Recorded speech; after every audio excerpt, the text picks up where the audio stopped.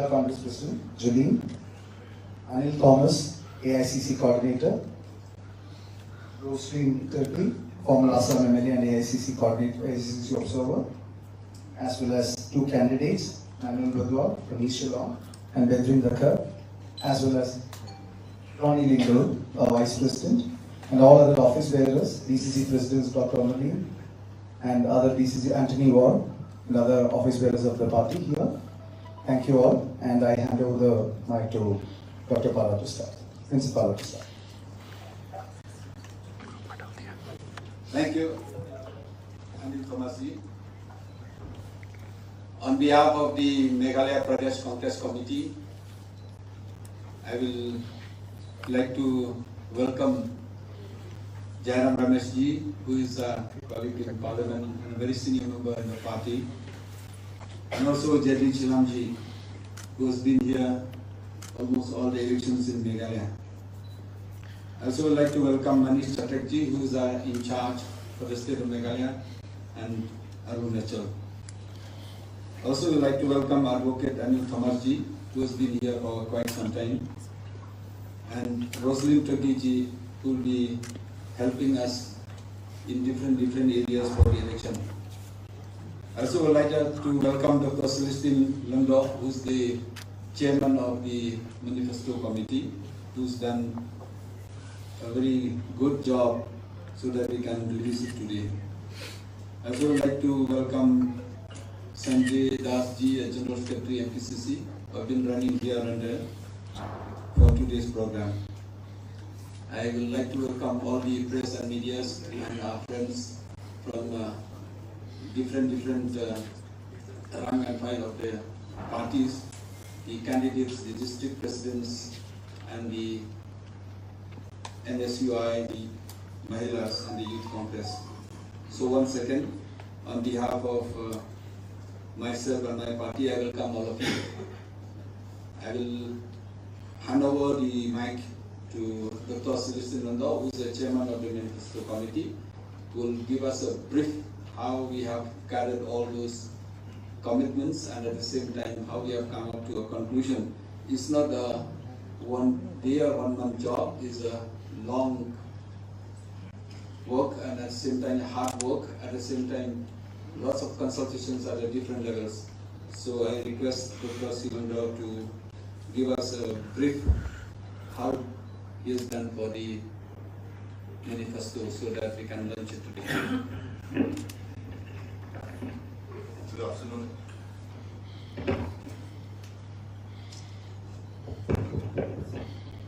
Good afternoon, everyone. Honorable MP Sri Jairam Rameshji, MPCC Chief and Honorable MP Ma Vincent Paula, all the dignitaries on the dais, friends from the media, and all who are associated with this program. We are sitting here because of the culmination of 6 to 7 months of hard work. When we prepare for the election, we have advised all our grassroots workers to go and meet the people, feel the pulse of their needs, especially in the villages and in rural areas. The needs of the people are different from different areas. Urban areas, needs are different. Rural areas, the needs are different. So, both urban and rural areas, our workers have interacted with the people. People below the poverty line, our workers have interacted with college students. Our workers have also interacted with workers who work in different fields. Our workers have also met friends from the media. Our workers have also interacted with people who are domestic workers, so on and so forth. So all the inputs that we get from our grassroots workers have been compiled, and we have named them one by one in our manifesto. So this hard work that has been really done by our workers, I salute all of them. And today is the day that when we go to the election, all the promises that we make here in the manifesto are real promises, doable promises, and promises that can be fulfilled. So I request our Honorable MP, Shri Jairam Rameshji, to unveil the manifesto for the 2023 elections of the Indian National Congress for the state of Meghalaya. We will all rise up on it from the dais.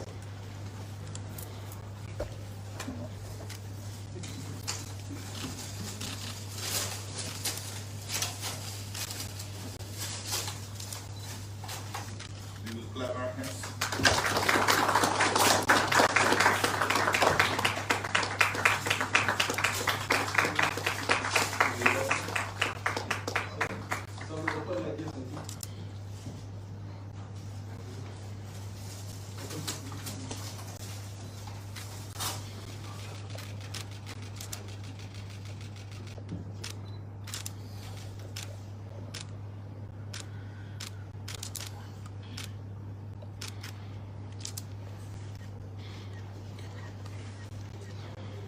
Thank you. Thank you.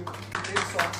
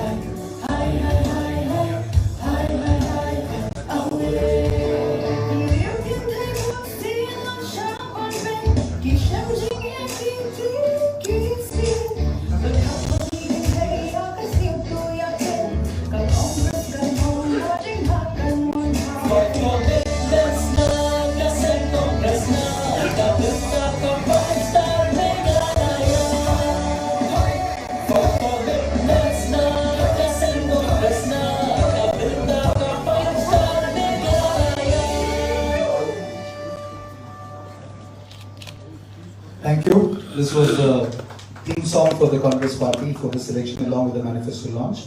So that's where it is. Now I request Honorable MP and General Secretary Communications Sri Jairam Ramesh sir to speak. Thank you. Good afternoon, friends. 51 years ago, it was the commitment, the dedication, and the love of India's Prime Minister then, Srimati Indira Gandhi, that led to the emergence, the formation of the full-fledged state of Meghalaya as a state in the Indian Union. Meghalaya means the abode of the clouds. But today,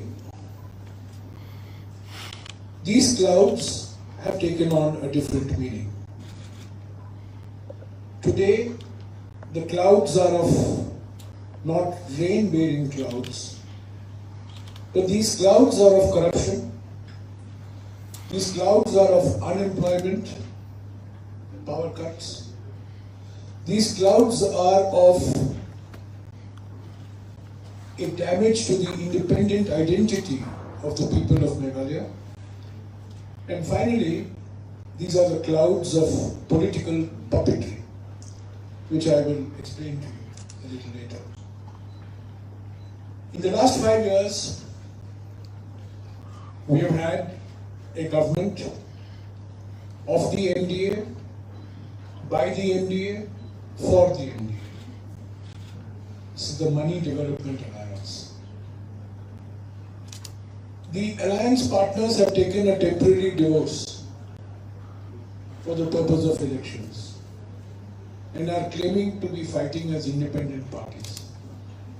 But let nobody be fooled. The NPP, the UDP and the BJP are all part and parcel of the same package.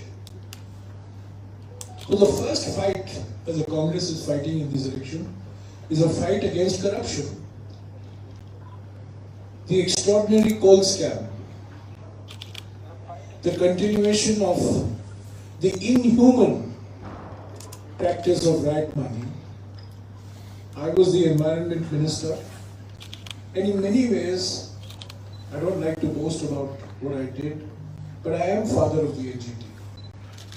I was the minister who piloted the NGT bill in Parliament and established the National Green Tribunal in April 2010. And it's extraordinary how the orders of the National Green Tribunal have been flouted in pursuit of private gains, private profits, in a most inhuman and degrading manner. Even COVID has not been spared. We have had huge corruption in this state as the COVID pandemic raged. So this election is for ridding Meghalaya of the virus of corruption. Second, I mentioned to you unemployment, power cuts, the extraordinary spread of the use of drugs amongst the youth of the state. Meghalaya is a state blessed with extraordinarily rich natural and human resources. But in the absence of productive jobs, in the absence of infrastructure, particularly power, youth will not be able to find avenues for fulfilling their full potential. So, the second point is that these are elections to fight against the unemployment that we see, the power cuts that have become part of daily life, and the growth of a drug culture. Thirdly, when Indira Gandhi moved the bill in Parliament to establish the independent state of Meghalaya, Meghalaya was given Schedule 6 status in the Indian Constitution. And for 50 years, almost 45 years, the Congress moved heaven and earth to respect the letter and spirit of Schedule 6 of the Constitution. Knowing the special needs of the people of Meghalaya, the tribal nature of Meghalaya, the religious and ethnic diversity of Meghalaya. But that is under threat today. The identity of Meghalaya, the ethnic identity, the religious identity, the social identity, the linguistic identity is all under threat because in the name of unity, the BJP and its allies propagate uniformity. It is only the Congress party that believes not just unity in diversity, but unity through diversity. If you strengthen diversity, you strengthen unity. If you weaken diversity, you weaken unity. The BJP wants uniformity. The Congress wants unity through diversity. And finally, the fourth cloud, political puppets. There is one puppet master. He sits in Delhi. And there are puppets in different states. Here there is one puppet called the NPP. There is another puppet called the UDP. And now there is a new third puppet that has come into Meghalaya politics. JMC, not TMC, JMC. Jonas Mukul Party, JMC. Be under no illusion. These are all part of the BJP's game plan. NPP is BJP's A team here, UDP is BJP's B team here, TMC or JMP is BJP's C team here, and BJP is the D team here. Congress is fighting a three-party or four-party alliance led by the BJP. BJP may not have electoral presence, but it has other presence. And you know what I mean. In spite of demonetization, there is a lot of monetization that takes place. Thanks to the BJP. So the Congress party is fighting these clouds.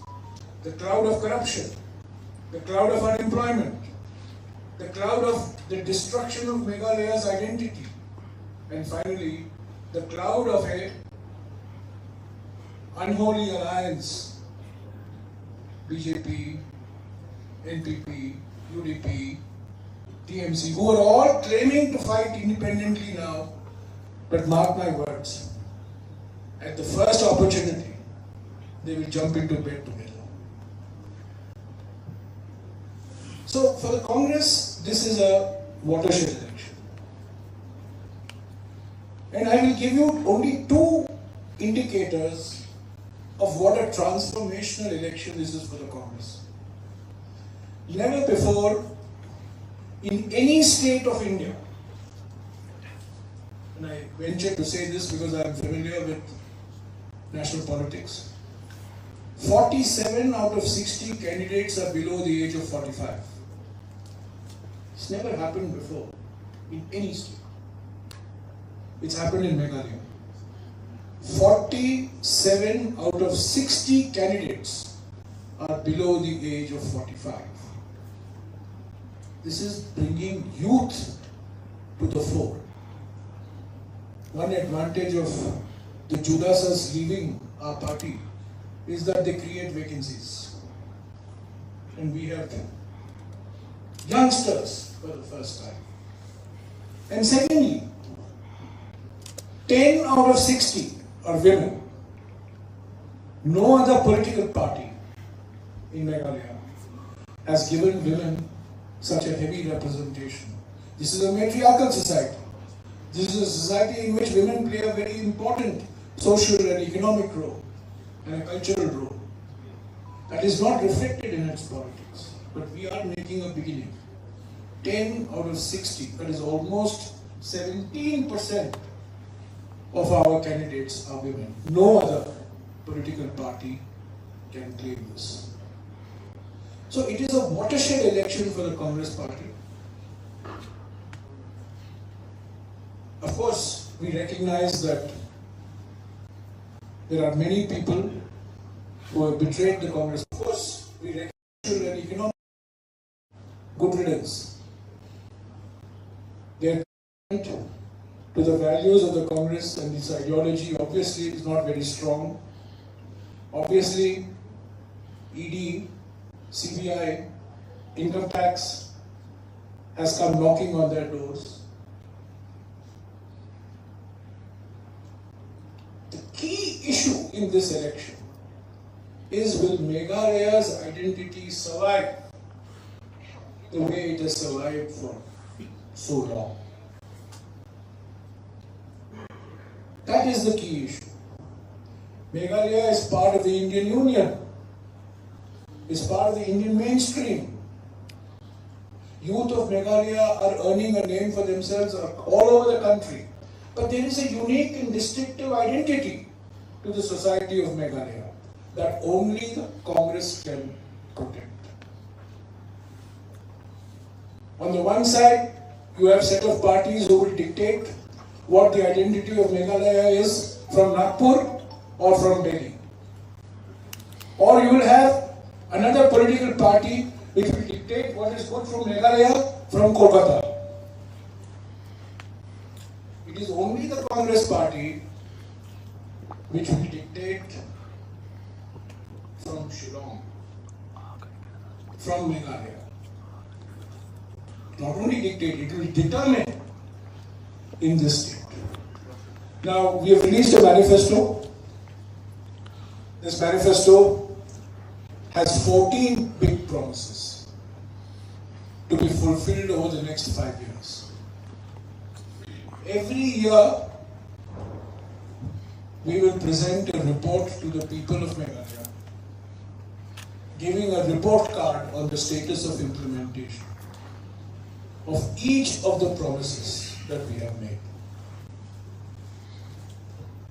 We have made 5 big commitments that come out of these promises, which was released day before yesterday. The first commitment being empowering women, 3,000 rupees per month to every single mother, BPL single mothers, and there are 41% of women in Meghalaya are single women. Mean women who are separated or living singly. 41%. It's a large, very large number. Second, we have promised a job to every household. Third, we have promised a power cut free Meghalaya. I mentioned that to you. Fourth, corruption free Meghalaya. Most important, we will have a law against corruption. We will implement this law. We will have an ombudsman. We will have strong anti-corruption machinery. And whatever the orders passed by legal authorities, like the National Green Tribunal, will be implemented fully. And fifth, we have promised a drug-free Meghalaya. These 5 promises come out of these 14 promises contained in our manifesto. As I said, manifesto is a very sacred document to us. We will have an annual report to the people of the implementation of this manifesto, and we will hold ourselves accountable to the people of Meghalaya for this manifesto. Finally, let me say a few words about the Bharat Jodo Yatra, which, as you know, started on the 7th of September and ended on the 30th of January. It was a 4,000-kilometer long yatra from Kanyakumari in the south, deep south, and ended in Srinagar in Jammu and Kashmir. It was a south to north yatra. And it was a yatra to unite Indians. In this atmosphere, where Indians are being divided on the basis of religion, caste, language, ethnicity, food, dress. So this yatra was a yatra to bring people together. It was a voice against economic inequality.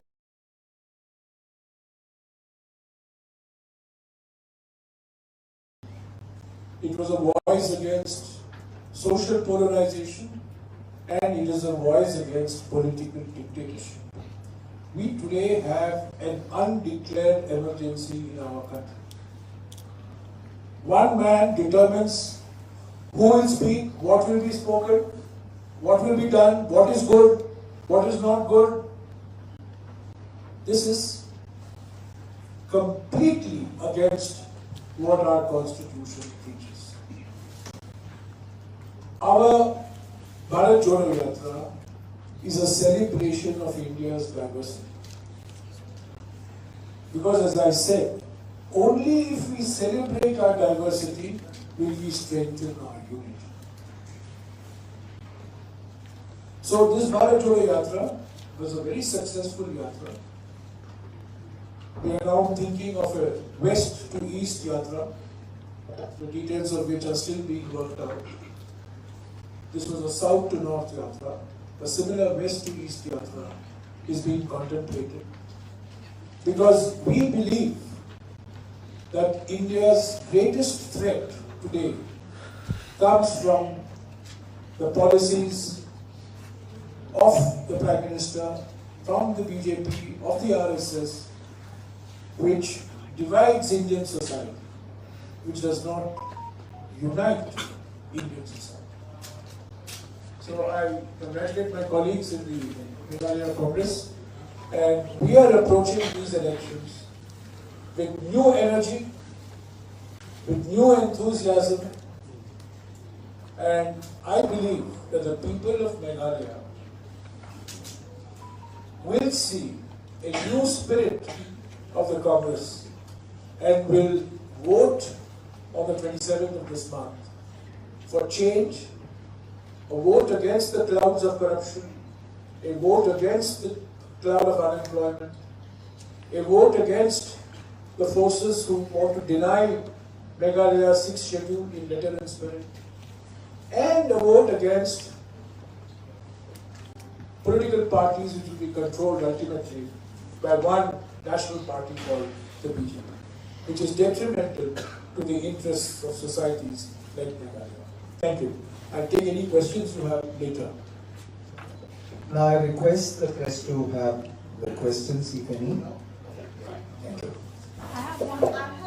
We will go one by one, and the first one was raised from. There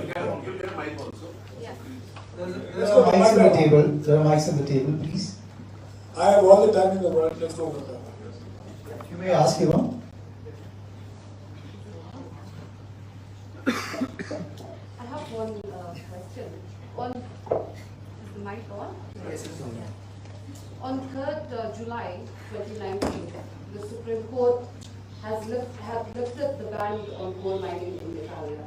But there was a little effort on the part of the government to ensure scientific coal mining, started in Meghalaya. So the Congress, how will it ensure that scientific mining in Meghalaya starts and the livelihood of the people depending on coal mining restored? Madam, mining is an economic activity which creates employment. Let's accept this reality. But mining has to be done in an environmentally responsible manner. Mining has to be done in a humanitarian manner. And mining has to be done according to the laws of the land. I have been Environment Minister, and before that, as Commerce Minister, I have spent considerable amounts of time in Doki and all these places where coal mining takes place. I have seen initially the way coal mining was done. Later on, how it degenerated into rat hole mining. I can assure you that the Congress party will follow the laws which are there for environmentally responsible and humanitarian mining. A blanket ban on mining creates adverse consequences for employment.